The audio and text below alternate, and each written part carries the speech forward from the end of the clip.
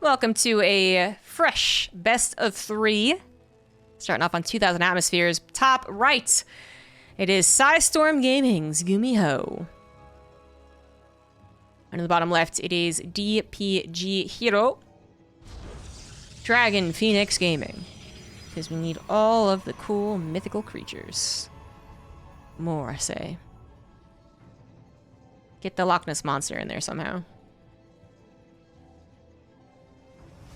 And he's using the best portrait in the game, that random guy that you see once in Lee's Liberty. Guy. Storm still owning is not the right word. Still having GuMiho on their team is pretty darn cool, because this is a relationship that's lasted now with a bit of a break in between. They were on a break, but it's cool. For like 6+ years? Yeah, at least. Because I think GuMiho, what did he win the 2016 GSL? Maybe it was in 2016, but still, he's been on Storm for a while. Because they picked him up before he won his GSL victory. They actually got kind of lucky, I guess is the best word. I don't know how good their scouting is. Luck might cover it. But they scouted True before he won Montreal, which then gave him a seed into BlizzCon, which then he did surprisingly well in. So that was really fortunate for them.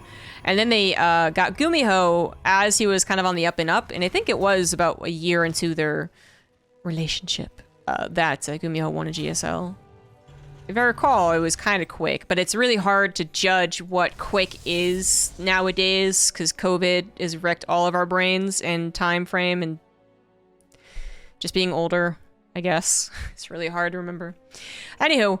More importantly, herO going for a 1 base build. Alright, both gases taken, Proxy Pylon, Stargate. What a surprise. GuMiho also getting in here and seeing that it should be first and foremost, because the most threatening thing with all that gas is going to be a Stargate. Alright, so a Twilight Council on a Dark Shrine is threatening, but it's going to threaten you a little bit later. So the Stargate's one of the first things you want to think about when you're like, okay, what is the Protoss doing? And even though this is post-patch, we're not going to have a bunch of Void Rays popping out lickety-split. It's still something you had to be concerned about. And the Marauder's still going to pop out with Marauder Slow. No, he canceled? Never got Marauder Slow. I'm not sure which one. And I'm a little surprised by that, but I think maybe the thinking here is that he'll pump out Marauders to send across. Maybe find? Okay, no, he found it. Okay, so maybe he was hoping to find the Stargate and take it down. But I was thinking that with Marauders, at the very least, you could just send them across the map, and then herO would have to respond by sending his Oracle back home.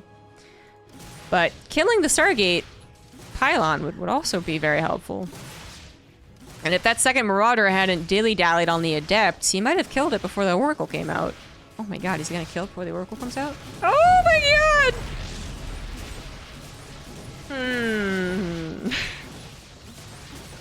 This is quite the conundrum. herO gets supply blocked. He gets a much later Nexus, because this was full-on dedicated 1 base Stargate. As in, he didn't get a second Nexus and then Stargate. And, well, I think the Marauders could just shoot the Stargate and still kill it, so these pylons are useless. There's no victory here for herO. There really isn't. No, kill the Stargate! Oh, wow, if you don't kill this freaking Stargate, is the SCV gonna get the Stargate? Is that what GuMiho's doing? The SCV got the Stargate. Yeah, that worked out. That worked out. Okay, then. Alright. And this could have even been worse if Marauder Slow was gotten, because that first Adept would have died for sure, and I think the second Adept there that got tagged would have died. So, GuMiho, I thought had kind of an awkward build against a Proxy Stargate. Because he finds it. It's totally fine.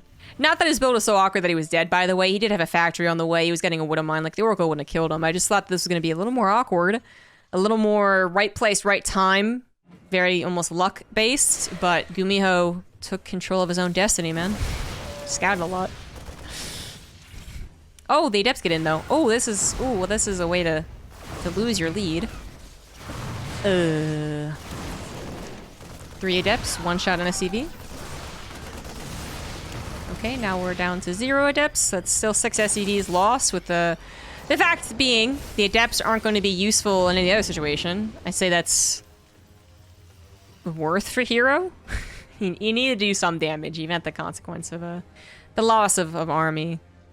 But yeah, this is also not looking too hot in my eyes. One Artosis pylon powering all of your important buildings. I don't know about this one. I don't know. And hero's gonna try and fit in this Nexus. He is now ahead 8 workers, which looks a lot better than it did a second ago. 8 workers is where you'd want to be up. Oh, and he might deflect. No, is he gonna deflect this perfectly? He's gonna lose 1 stalker. But he's gonna clean. Oh! Oh, I think GuMiho retargeted there. 9 probes go down. So much for that lead. Now he's behind in workers. And what really sucks about that is that he hadn't gotten his 3rd Nexus down. I mean, 9 probes sucks, but you know, kind of the hope is that your Nexus went down before the kerfuffle, so then you could at least say, I have that on the way, and then when it's done, you try and chrono the hell out of your probes. Having no 3rd base puts herO in a super all-in situation. He would have been in a terrible position with the 3rd base. Now he's in an all-in position, which I don't think is going to work. 2 Marauders being killed like that is really nice, though. The Observer just saw a very pitiful-looking Terran army, and while the tank did just pop, that is only 1 tank. Huh. You know, herO only on 3 gateways. He's not trying to 4-gate all in. That wasn't his initial plan, but with 3 gateways, he did have the ability to kind of choose. Like, either play defensive, macro if I get away with it, or more so, go for the attack. And since he had to go for the attack,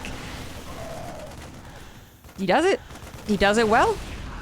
6 SCVs, 7 SCVs go down, a tank falls, couple Marauders, and the pressure is still on, right? You still know there's Stalkers out there, you still know there's a War Prism out there.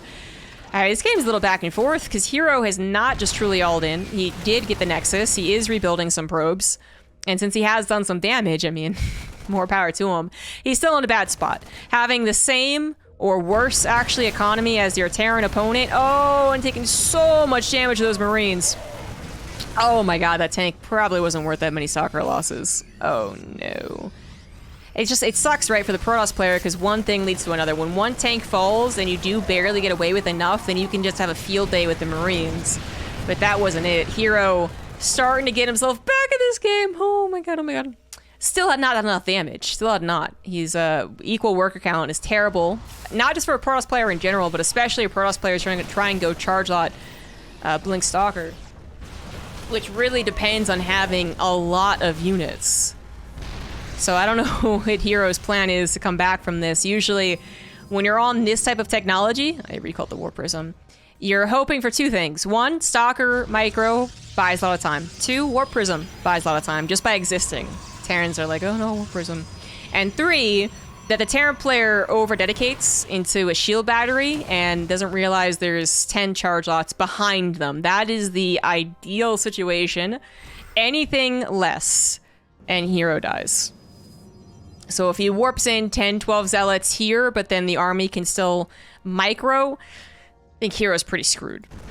If he buys absolutely no time, oh, he's gonna get a tank. It's not bad at all, not bad at all. GuMiho tried to save it, but was too late to it. And then he also is going to die. If the War Prism isn't accounted for, we just have GuMiho rallying forward, then I think herO dies. Because herO can't really afford to even use his War Prism. Even though it's still a threat, technically, it's not really. And if herO hadn't lost so many Stalkers, and that 1 blink forward, I mean, he does have only 1 tank to deal with instead of 2. And herO is setting up that surround. Ooh, a fake Colossus! I like. The Stalkers blink forward, and I don't think GuMiho fell for that Colossus for very long. He still got sandwiched. So he takes down the Stalkers that he could, but is actually forced to get out of there. 1-1 will be finished in just 20 seconds here for GuMiho, so don't take that victory as actual victory for herO. herO's got to do something more. Once again, he's tasked with doing more. That is a lot of charge lots, isn't it? That is a lot of charge lots. That second Wood of Mine didn't get a particularly good hit. We don't have any more Wood of Mines actually on the way because we went back to tanks. Okay, so GuMiho might still die.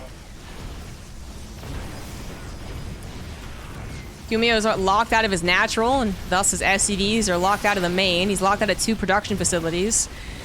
That Warp Prism barely not being dead is really sad. It's sad for GuMiho. He's like, God, if I just got rid of that, it'd be so much easier. I love that he's trying to do something while under such severe threat, and there you have it. 7 probes go down, and the Widow Mines get picked up again, so that is great. That's really quite perfect. And if GuMiho could just wait for a few more units, he'd have the Medivacs to heal them, the tank to anchor them, and the upgrades to usually win straight up against the charge lots. But I don't know if he has enough units, man. The lack of Widow Mines especially is quite terrifying. You know, him going back into tank production might just screw him over. Imagine 4 Widow Mines right here. Those Zealots go pop, pop, pop, pop, pop, pop, pop. As it is, they can't quite barge up a ramp. Not with that many Marines. Not with that much of an upgrade deficit. And once again, the Widow Mine's gonna pop off, kill 6 probes. And the Medivac is going to get home. So that was pretty much the best case scenario on the defense. GuMiho holds on to his SCVs. He holds on to his command center, and he gets a little bit of damage done to his opponent. He also did lose his 2 extra barracks, so his production is going to be limited. That could drastically affect these upcoming fights. He is on the way to rebuilding at the very least. And finally, just going hard on the Widow Mines. The fact that he went back into tanks, or maybe he didn't go back into tanks, maybe he just never stopped building tanks. Regardless, the lack of Widow Mines is really hurting against someone who's dependent on quantity over quality. And now we got ourselves a little bit of a weird kind of base trait. Not really. Stalkers, though, are going to be excellent at taking down the reinforcements, which again, are only coming out of 3 barracks, not 5. And while this army of GuMiho on the front lines is kind of intimidating, it's not going to break that amount of charge lots up against a shield battery. And GuMiho realizes that he's camped. GG. Sucks to lose a game like this. Definitely was in the lead. More than 1 point. Still had upgrades on his side. And ultimately had to concede. Oof, painful. A GG. Game 2 is going to be on Hardwire. Bottom left GuMiho, top right herO. I mean, hero's great in those scrappy situations. GuMiho's also pretty good. I would say that the clutch factor here, herO's gonna have more of a clutch factor. So GuMiho's comfortable with weird games, herO's comfortable with weird games, but clutch factor, 100% goes to herO. GuMiho, I mean, he has occasional cool clutches. He definitely thinks through comebacks. You can see how he knows to come back if he's in a bad spot, but usually he doesn't take the right risks, or maybe even enough risks, and falls behind, whereas herO is kind of the opposite, where if he does fail to make a comeback happen, it's because he probably took on too many risks and didn't quite do enough damage with them. But herO is just the more established player.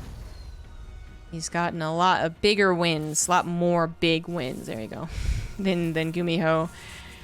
And I think at his height, he's just like generally a more well-respected Protoss. Not that GuMiho's not respected, it's just people saw herO as a real, you know, potential tournament winner every single tournament that he went into. Yeah. And GuMiho was always like, oh, that'd be really cool, but it's very unlikely.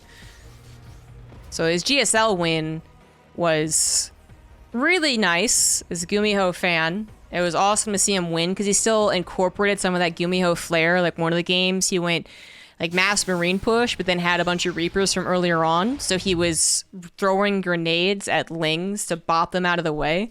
Like, that was super cool, but that was also like one of the rare, maybe an only time that GuMiho's mechanics I thought really were good enough to win a GSL. You know, otherwise I think his mechanics are probably what hurts him the most.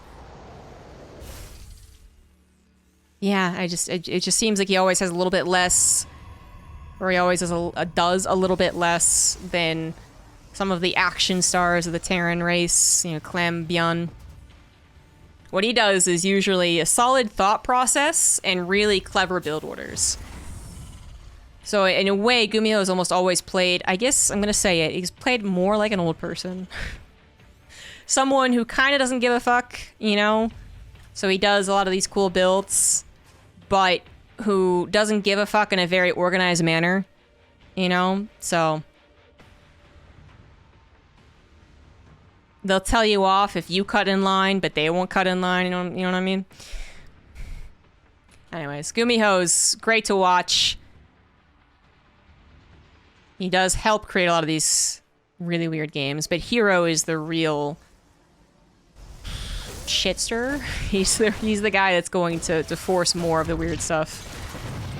Just by nature, not of his build. You know what it is? GuMiho forces weird stuff by nature of his builds. So sometimes he plays mech, for instance, right? herO forces weird situations by nature of him and his nature. Like the way he chooses to engage. To choose to engage when no one else would. Choose to go for a comical amount of zealots when no one else would. That's the difference between the two. And that last game showed how herO could make more of a comeback happen than GuMiho. Which, not that GuMiho, I think, did anything necessarily that wrong. Yeah, maybe just biting off a little more than he could chew. Maybe waiting some things out would have been better. You know, but it was just tough. herO chose to attack at all the right moments. When he still had a nice army against what GuMiho had, he attacked and he utilized it. And that's what caused him to win that last game. This Proxy Stargate was completely unidentified. Feels bad, man. The Oracle doesn't usually get to kill more than 2 SEVs, much less 7. It's not going to escape. The scan's going to ensure the kill, but that's 200-something minerals. Right. After losing 7 SCVs.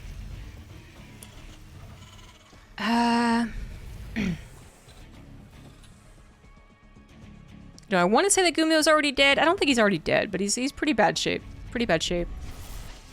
Still no Widow Mines, by the way, so herO doesn't have to worry about being hit at any point. He's disrupting a supply depot, he's disrupting mining, he's getting another Oracle to head into the main base, of which the Cyclone is not there, and herO is just pumping out probes behind it. Looks like he got a second gateway and a third gateway before he got a Twilight Council, so not the quickest transition, right? He built 3 Oracles, he built 3 gateways, then goes into Blink, but I still think he's made it worth it. 4 more SCVs killed. 2 Oracles still alive. Could actually kill a Cyclone. Well, not if this one does. Do you use a scan on that again? No, you don't. You don't. Even if you had one, I don't think you do. Oof. It's a oof. Alright. 14 workers down. herO now gets his 3rd Nexus. And still has those 2 Oracles. We're talking about stasis traps. More so than worker harassment, but very useful stasis traps.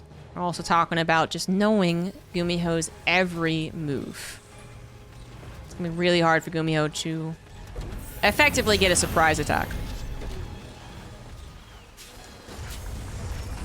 So how does GuMiho win this game then? That is the question. How does GuMiho win this game? You don't really have, you know, composition differences that you go into as a Terran. I do suppose, like, bio-tank versus bio-mine is a bit different. It's just not quite comparable to a Protoss, who, you know, herO in that last game, he could have chosen to go for what he did, which is Blink Stalker and Charge Lots. Or he could have gone into Colossus on 2 bases and tried to play super, super safe. Really not a herO thing to do, though, so he didn't do it. But, you know, he could have. In Terran's perspective, you know, if you want to play something really safe and slow, I don't think you're rewarded for it. And it's not a balance complaint or anything like that. It's just the way that the races are designed. So you got to be aggressive. I guess a tank push and hoping that the tanks really are a tough anchor to dislodge for herO would be what a lot of Terrans do. Yeah. Yeah. How many workers in total have died? 17. All from the Oracle. Harassment. Damn.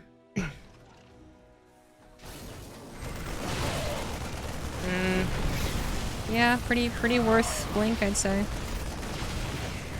You're getting that tank. I mean, maybe if he loses both Stalkers, it's technically not worth it. Oh, I lost a Stalker and an Oracle. Okay, so maybe... You know what? I don't even care. It doesn't even matter. I'm not going to split hairs. Even if that wasn't technically good for herO, it's good enough. He's up 22 workers. He's going to have charge in time for this engagement, so by the time he has charge, he should also have a good number of charge lots. I mean... You know. Just... It's a tough game.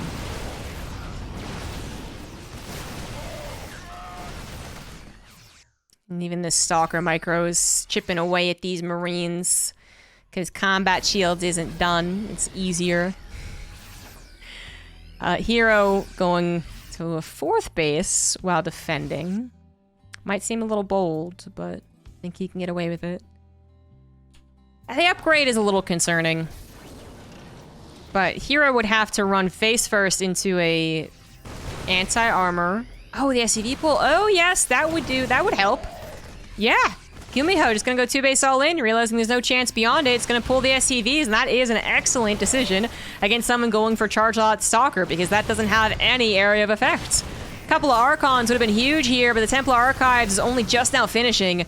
We do have 2 shield batteries and a whole heck of a lot of Zealots, which were recalled back to that natural base. The Zealots, I mean, they're gonna spend a lot of time chopping up those SCVs. The SCVs did exactly what they should. All those Marines still alive, still relatively healthy. 4 medevacs still healing up here.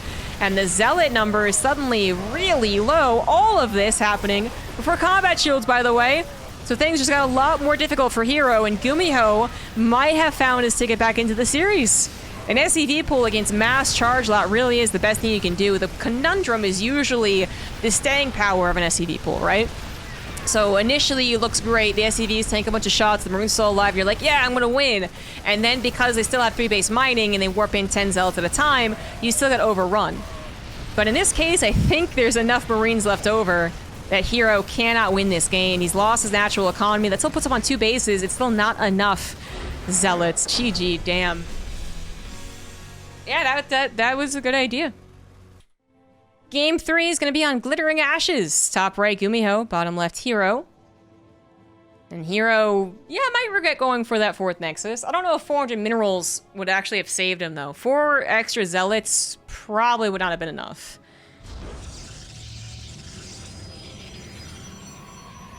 Probably not. No. I think what herO needed to do if he was going to win that particular engagement, right? So he's winning the game overall. He was. But in order to win that last-second SCV pool, I'm guessing he would have had to have taken a fight farther out. You know? Because I was saying that the problem with an SCV pool is not a lot of staying power. It's one and done, really. Like, you pull the SCVs, you hope you win. You either do or you don't. So if you can take the engagement first, kill all those SCVs, even if you sacrifice 20 Zealots of your own, and then you have 20 seconds to warp in another wave, and then hopefully another 20 seconds to warp in another wave, because you're just, you know, buying time. Then I think you win. But GuMiho getting into that natural base, getting in between some of the kind of reinforcement lines, if you will, because Protoss player doesn't really work like that, but yeah, still. Yeah, really puts herO in a pickle. Speaking of being in a pickle, yeah, we got 1 base versus 1 base situation. GuMiho is proxying the barracks as close as possible, and herO is gonna look to proxy his Stargate again. And hopefully this time not get it destroyed by a couple of Marauders.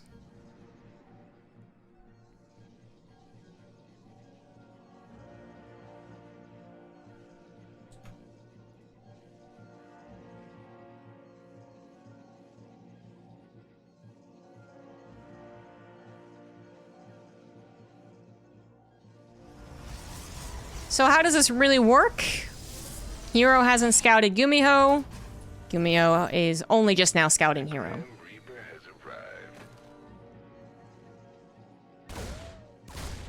And that scout should have revealed the presence of a Stargate somewhere. But it's Glittering Ashes, so it's pretty hard to find out exactly where it is. GuMiho engineering bay blocks. No, bunker blocks. It's a bunker on the way. While still dancing around in the main base with the Reaper. Second one's on the way. If you could keep this one alive, that would be so awesome. And he will. Oh, the dips. Oh, no, no. Good job, probes. Good job. The probes do the trick. And speaking of probes, this one's scouting that it is going to be a tech lab factory as a follow-up. So a little more oomph to the unit popping out of a factory in a tech lab, right? If it was a reactor, Hellions would still be very scary for herO. They wouldn't be able to help with the Oracle, would they? So GuMiho still has to keep that in mind, so he's going to go for a Cyclone. As far as who's in a worse position, my gut feeling would be that the Protoss is, you know, restricted to 1 base and probably not doing any damage on the other side. Why is that engineering bay? Is he going to build a missile turret? Really? 125 minerals when you're already delaying your command center this much. It's kind of a big deal. I don't know why he got it.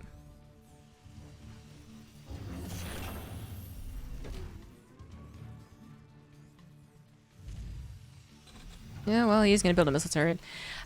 I do think that there's a couple of games recently that have instilled more fear into the Terrans' hearts about proxy Stargates. Not because of the Void Race, right? Void Race are nerfed, no one does them anymore. But, yeah, there's, I mean, a little bit of that last game. Yeah, okay, that's fair. The Oracle harassment last game was pretty brutal. But there is a couple other games where Protoss player, and I think it was Classic, it might have been herO, both of them would do this. They just kept on making Oracles. And unless your Cyclone control is immediate, as in you immediately start moving them, you can lose Cyclones to Oracles. But you can never lose a missile turret to an Oracle. Well, unless they had like 6 of them. But damn, this could not have gone worse. This could not have gone worse. The Cyclones moved out to chase the Adepts, I guess? And then they weren't available to get the Oracles. 13 SCVs. GuMiho. My dude. Alright, so if he was planning on moving out with the Cyclones, then the missile turrets make a lot of sense, don't they? But then he didn't build the missile turret. He second-guessed himself. I guess he was like, oh, maybe it is an Oracle opener. Oh. Oh, the pain. So painful.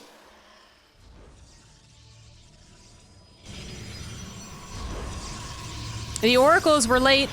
He waited for 2 of them. And I think that's what threw GuMiho off. GuMiho's Cyclone counterattack is already getting some serious revenge, however. This would have been a little better if it had the rocket launchers. Magfield accelerator, but yeah, okay. He could use a lock-on here, but it's unlikely that the Nexus will be killed. He's saving the lock-on for the Oracles. One Cyclone reinforcing gets caught out. Now these Cyclones will die. They'll die. Pretty sure they'll die. Just cause, well, yeah. Oh, that one didn't have an energy, so we pulled it back. Yeah, they're gonna die. Because now if they retreat, they're retreating to the Stalkers. GuMiho knew it too, so he tried to retreat the 3rd direction that was available. And now it is just about buying time. Would have really loved to save those Cyclones though. That just would have been the cat's pajamas. He has invested so much into Cyclones. And yet not into the Magfield accelerator. I do... Nah, I mean, it wouldn't help anyways. Nah. But probably should not have gone into so many Cyclones, and then absolutely should not have left his base without having a missile turret up and running. God, it was painful. herO's up 10 workers at this point. GuMiho still doesn't have his natural down on location. This feels bad. This feels bad. Another Cyclone's gonna get popped. As the Marines cannot save it. Little zap. He zapped too fast. And I do believe this is the beginning of the end. 4 Oracles, the 4 Oracles. Still kept alive. Woo! Still kept alive. Lots of stasis traps, lots of scouting, and even a decent bit of DPS. I did say that the last time. Thought that herO would be A-okay, and he got SCV pulled and died, but this is even better. Nah, maybe not even better, but it's pretty good for herO. You know, it's a weird thing where it's like reduce the number of bases from the last game, and that's this game, you know? So it's 1 base versus 2 instead of 2 versus 3. But either way, GuMiho is the one that has to make the comeback happen. So another SCV pull I would expect, and I wouldn't be surprised if herO is intentionally building against an SCV pool, because he knows how much damage he's done, and he knows how desperate GuMiho is going to be. So if he gets Storm, if he just gets Archons, actually, that would be so much more helpful. But if he gets Storm especially, I would say it's an anti-SCV pool strategy. Storm is the best thing to have in that case. But like I said, I think a couple of Archons also would do the trick with the shield battery overcharge. Which he doesn't have a shield battery as 3rd, or well, this is a 2nd base, but yeah. But it's the only reason I'm a little scared. Give me a shield battery and I think herO's not gonna die.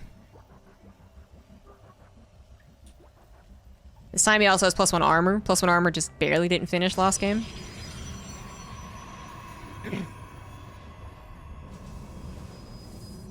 And there's a couple of Archons. Really, there's not that much gas. Only on 2 bases, right? So it's pretty damn hard to afford. Ooh! Ooh! 300 gas! 400 gas, even! Yeah, that's a trade. That's a trade right there. Medevac gets out, you lose Marines. for 2 High Templars and a Sentry. Whew! And it looks like during that, the 2 Oracles got destroyed. 2 of them still live, but then, oh, there goes another one. Oh, and this one too! The 4 Oracles have died! Hold on here. And that shield battery is awfully far forward. I feel like if GuMiho did SCV pull, he might have won again. But he's not SCV pulling. Still sees hope in the near future for, I guess, a macro game. But man, I think he should have. Oh, I lost a tank on the backside. Oh no, this is actually the worst case scenario for GuMiho. Oh no! The Marines aren't protecting the tank. You wanted the exact opposite thing to happen. You wanted the Marines tangoing with the Zealots and the Stalkers tangoing with the tanks. And it was the exact opposite. Oh, that's too bad. So even with an SCV pool, I think that was just too bad of a location. GG. GG. That was... I mean, that was a game that GuMiho was kind of making the right move on. If he had just had all these Marines over here, I think this would have been quite difficult for herO to control. I think he still wins, though. I think he still wins. I think he just warps in more. Yeah, but...